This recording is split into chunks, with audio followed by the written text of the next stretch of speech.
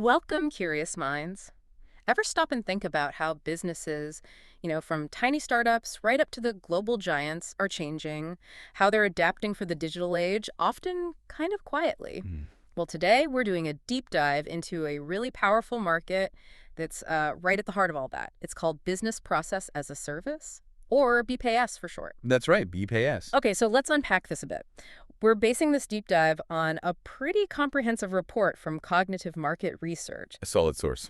Exactly. And our mission today is really to cut through all that data, pull out the most important bits, the key knowledge nuggets, maybe some surprising facts about where BPaaS is really taking off, and crucially, why. Think of it as your shortcut to getting up to speed on this really vital industry. And its importance is definitely growing. BPaaS is, well, essentially it's about outsourcing whole business functions. Like what kind of functions? Oh, things like payroll, maybe customer support, accounting, stuff like that. Instead of building all that complex stuff in-house, companies can tap into external expertise, external tech, usually cloud-based. Ah, the cloud aspect is key. Absolutely. It's not just some niche thing anymore. It's really becoming foundational tech. It helps businesses everywhere scale up, automate processes, streamline how they work. It's a core part of the, let's say, the modern enterprise toolkit for transformation. That makes a lot of sense. And just to give you a feel for how much this is expanding, get this. The global BPaaS market back in 2021 was valued at over $63 billion. Already huge back then. Right. Fast forward just a few years to 2025, and the projection is over $87 billion. And then by 2033, it's expected to hit an impressive $167 billion. Wow. That's a powerful growth rate. The compound annual growth rate, or CAGR, is about 8.45%. And that CAGR, just quickly, it tells you the average growth each year over that whole period. Gives a smooth picture of the trend. Exactly, a steady, strong climb. And here's where it gets really interesting. When we start looking at where all this growth is actually happening. Yeah, the regional breakdown is fascinating. Let's kick things off in North America. It's a dominant force in this market, no question. The region's total BPaaS market was sitting around $24.4 billion back in 2021. It's projected to hit over $61 billion by 2033. That's massive growth. And within North America, the United States is clearly out front, takes the lion's share of that market. Yeah, the U.S. market maturity is a big factor there. They had early adoption of cloud, strong digital infrastructure. It's just fertile ground. Makes sense. But, it's not just the U.S. If you look a bit deeper, Canada is showing really strong growth, too. Projected to expand quite a bit and actually has the highest regional CAGR in North America. Oh, interesting. Why do you think that is? It often suggests that businesses there, maybe more agile ones, are really jumping on BPaaS to get efficient, focus on what they do best. Mexico is also showing pretty substantial growth, pointing to a similar trend, that increasing digital uptake. Okay, so North America is strong, led by the U.S., but Canada is really accelerating. Precisely. All right, let's hop across the Atlantic. Europe, also seeing some very strong players and these emerging hubs, right? Definitely. The total European market is set to more than double, too. From about $12.5 billion in 2021 to over $31 billion by 2033. And who's leading the pack there? Well, Germany and the UK are big players, significant growth projected for both. Then you've got France, Italy, Spain, all showing substantial increases in using BPaaS solutions. So widespread adoption across the major economies. It is. And what's kind of fascinating in Europe is the diversity of what's driving it. So take Germany. Yeah. Big manufacturing base, right? Yeah. So BPaaS helps streamline complex supply chains, back office stuff. Then you look at the UK or France, more service-based economies. Right. And you see growth in things like HR, customer service BPaaS. Even smaller markets, Sweden, Denmark, Switzerland, they're making noticeable contributions too. It shows this continent-wide move towards using specialized cloud providers to handle processes, navigate complexity, and just get more efficient. Doesn't matter the size or the sector, really. Okay, very dynamic picture in Europe. Now, let's shift focus to what you call the engine of fastest growth globally, Asia Pacific. Ah, yes, APAC. This region is apparently showing the fastest overall growth in BPaaS adoption. The numbers are pretty stark. From around $17.4 billion in 2021, projected to jump to over $50 billion by 2033.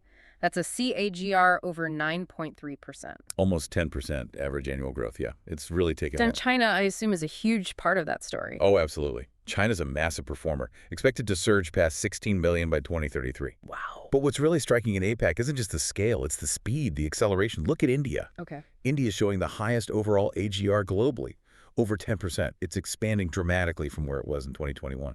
Over 10% CAGR? That's incredible. What's behind that acceleration? It's a few things, really. You've got many companies there kind of leapfrogging older tech straight into cloud solutions. Right. There's a huge government and industry push for digital transformation. Right.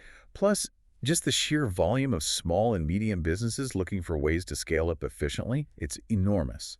And beyond China and India, you're seeing significant growth in Japan, South Korea, Australia, Singapore, Southeast Asia, generally. Hmm. It's a really dynamic place where BPay is becoming critical for managing that rapid expansion. So Asia Pacific is definitely the one to watch for speed and scale. For sure. But the story doesn't end there. The global reach of BPaaS is, well, truly global. Let's quickly touch on the other regions. South America. Yep, South America is projected to grow significantly too, from about 3.4 billion in 2021 to over 9.3 billion by 2033. And who's leading there? Brazil's the leader, takes a big chunk of that market. Yeah. But you also see strong growth forecasts for Argentina, Colombia, Peru, Chile. It's broadening out. Okay. And the Middle East. Another rapidly expanding area, set to more than double, from around 3 billion in 2021 to over 8 billion by 2033. Saudi Arabia and Turkey are showing major expansion. And others. Yeah, the UAE, Egypt, Qatar are also seeing pretty robust growth figures projected. Right. And finally, Africa. Africa is also on the rise, forecasted to grow from roughly 2.2 billion in 2021 up to nearly 6 billion by 2033. Okay. And who's prominent there? South Africa is the clear leader on the continent, followed by Nigeria, showing significant projected growth as well. So it really is a worldwide phenomenon. Absolutely. Okay, so we've seen the what and the where. Massive numbers, growth across every region, but let's connect the dots. What's the why behind all these figures? What does this actually mean for, for you listening and the businesses you deal with? Yeah, that's the crucial question. If we tie all these regional snapshots together, what we're seeing is this profound shift in how businesses actually operate. A fundamental shift. I think so. The why behind these incredible numbers, it comes down to a few key drivers. Cost efficiency is definitely one. Companies are always looking to save money. Sure. But it's more than just cost savings. It's about becoming more agile, being able to react faster. It's about enabling rapid automation of tasks, streamlining operations. Getting leaner and faster. Exactly. BPS gives companies that essential backbone. It lets them offload processes that aren't core to their main business, but are still critical. Things that need doing, but maybe someone else can do them better or cheaper. Right, freeing up their own people. Precisely. It frees up internal teams to focus on innovation, on strategic stuff, the things that really make that business different. So it's really become this essential engine for digital transformation, helping companies adapt to market changes quickly, leverage new tech. What an incredible journey looking at this BPaaS market. I mean, the key takeaway seems undeniable. This isn't just some small trend. It feels like a monumental global shift. It really does. With the market heading towards, what was it, over $167 billion by 2033, BPaaS is clearly becoming just indispensable, a core part of modern business infrastructure, pretty much everywhere. Yeah, it enables companies to really focus on their core strengths, while all those complex, sometimes repetitive background processes are handled by specialists. Makes perfect sense. And, this maybe raises an interesting question for you, the listener, to think about. Oh, go on. As you observe businesses around you, the shops you use, the services you interact with, maybe even where you work, how might you spot the subtle ways BPS is already enabling their digital transformation, even if they don't call it BPA explicitly? Looking for the signs. Yeah. Think about how they handle, say, customer support calls now compared to a few years ago, or how quickly goods move through their supply chain, or even internal things like how HR operates. You might start seeing the fingerprints of BPS if you look closely. That's a great thought to leave people with, spotting it in the wild, so to speak. Well, thank you for joining us on this deep dive into the really fascinating world of business process as a service. My pleasure. We certainly hope you feel a little more clued in on this vital and rapidly growing global industry.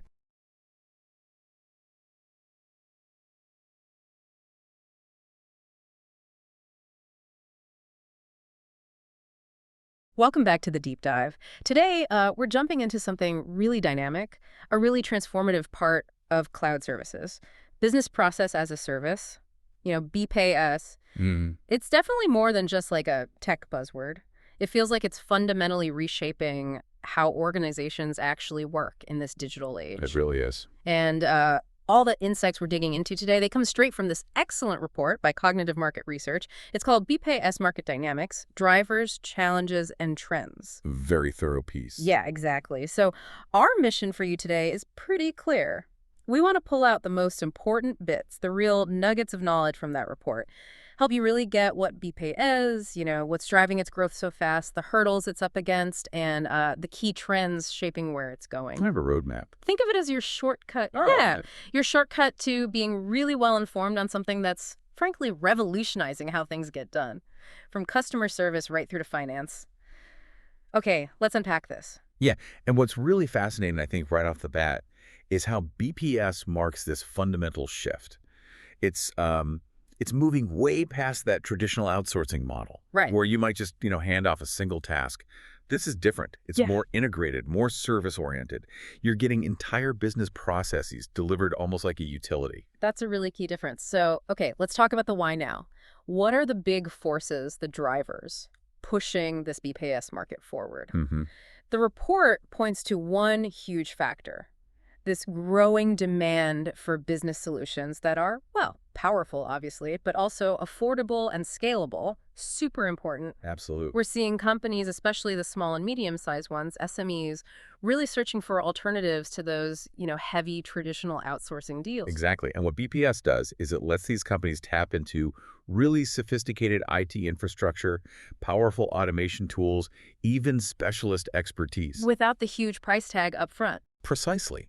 Without that massive capital expenditure, it's this really significant financial shift. Yeah. Moving from CapEx, those big one-off investments, to OpEx, operational expenditure. Yeah. More like a subscription. Yeah. And, it's not just about saving money, though that's part of it.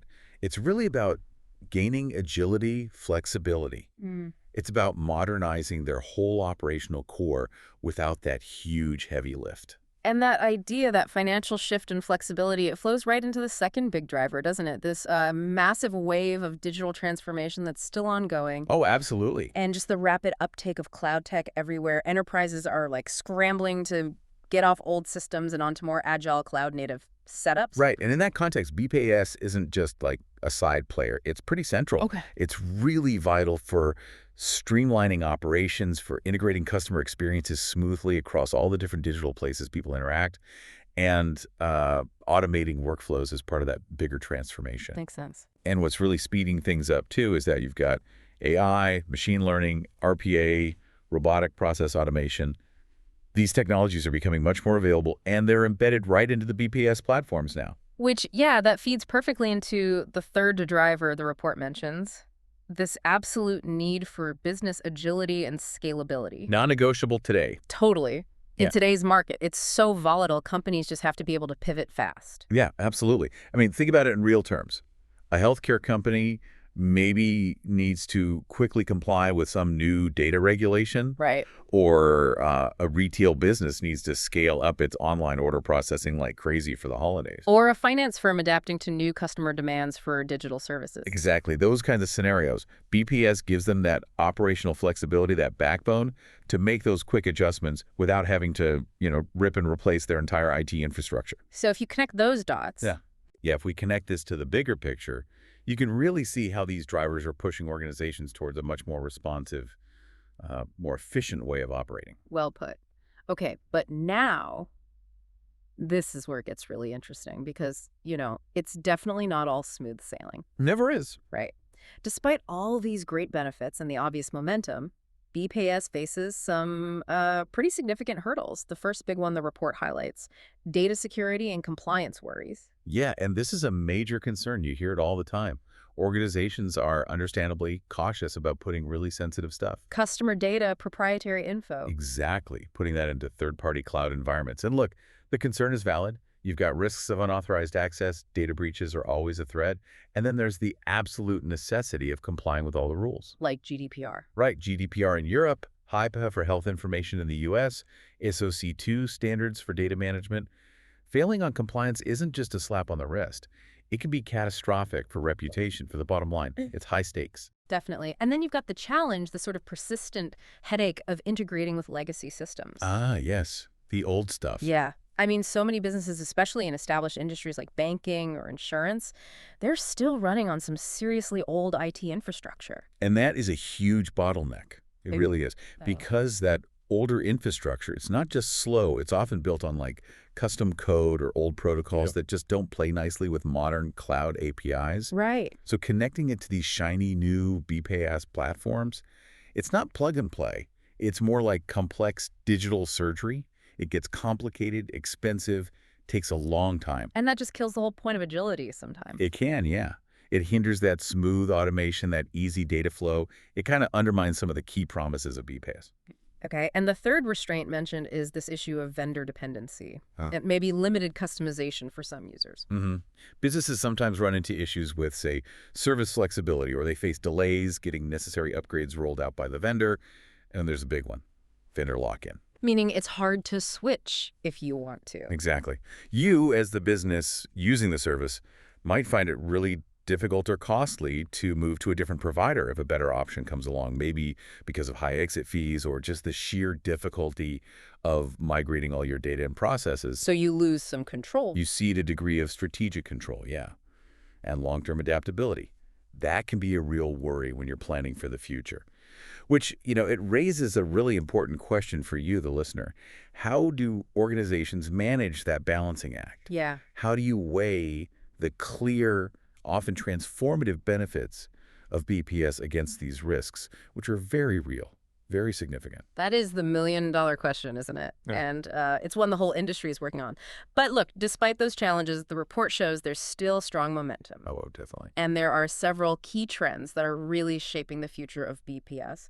And interestingly, some of them seem to be directly addressing those concerns we just talked about. So the first big trend, deeper integration of AI, artificial intelligence, and advanced automation tools. Yeah, this is where things get really exciting, I think. Revolutionary, even.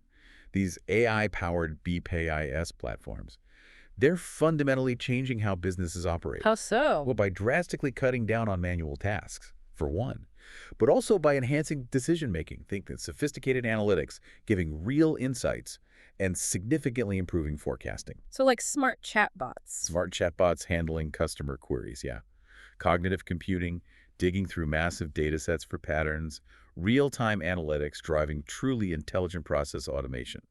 Systems that learn and get better over time. Okay, cool. And sort of related to that, we're seeing more specialized, industry-specific BPaaS solutions popping up. Yes. It's moving beyond the one-size-fits-all approach. Yeah. Providers are increasingly creating tailored platforms designed for specific vertical markets. Like healthcare, finance. Yeah, exactly. Healthcare, BFSI, that's banking, financial services, insurance retail, manufacturing. These sectors have unique needs. So these specialized solutions, they come preloaded with things like domain-specific analytics, tools to help with the specific regulations in that industry, pre-configured workflows. Yeah. It just makes adoption much smoother and way more relevant. And presumably helps with some of those integration and compliance worries we mentioned earlier. Precisely. It addresses them head-on in many cases. Okay, and the final trend for today. The rise of hybrid and multi-cloud strategies for actually deploying BPaaS. This is becoming really common. Enterprises aren't just betting everything on one public cloud provider anymore. They're mixing and matching. Yeah, using a combination of public and private clouds, or maybe working with several different cloud providers at the same time, a multi-cloud approach. And why do that? Several reasons. It gives them more flexibility. It helps ensure data sovereignty, keeping sensitive data within certain borders, or maybe even on their own private cloud.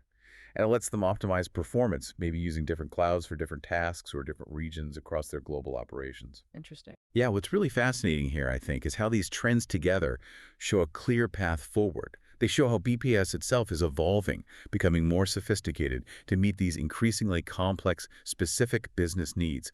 And often, like you said, mitigating some of the very challenges holding it back. Okay, so let's bring this deep dive to a close then. To sort of sum it all up for you, our listener, the BPaaS market, It's clearly growing strongly. Robustly, yeah. It's powered by this undeniable need for business solutions that are, cost-effective, super scalable, and increasingly smart using AI and automation. Right. And while those challenges, data security, integrating with old systems, vendor control, while those are still legitimate issues, businesses absolutely need to navigate carefully. They haven't gone away. No, they haven't. But the ongoing push with AI integration, the rise of these tailored vertical-specific solutions, and the strategic use of hybrid and multi-cloud setups, all that is really ushering in a new phase of business agility. So looking bigger picture, If we connect this to the bigger picture, yeah, it seems clear BPay isn't just some passing tech fad. It feels much more like a foundational shift in how organizations are going to operate efficiently and innovate going forward. so thinking about that, what does this all mean for you, the listener? Maybe consider how this growing reliance on BPay, with its focus on adapting fast and offering these specialized tools, Mm. how might that change the specific industries you deal with every day? Mm. Or even, how could it potentially alter the job market, shifting demand for certain skills towards maybe new kinds of expertise needed to manage these smarter cloud-based processes? Something to think about. We'll be back soon with another deep dive.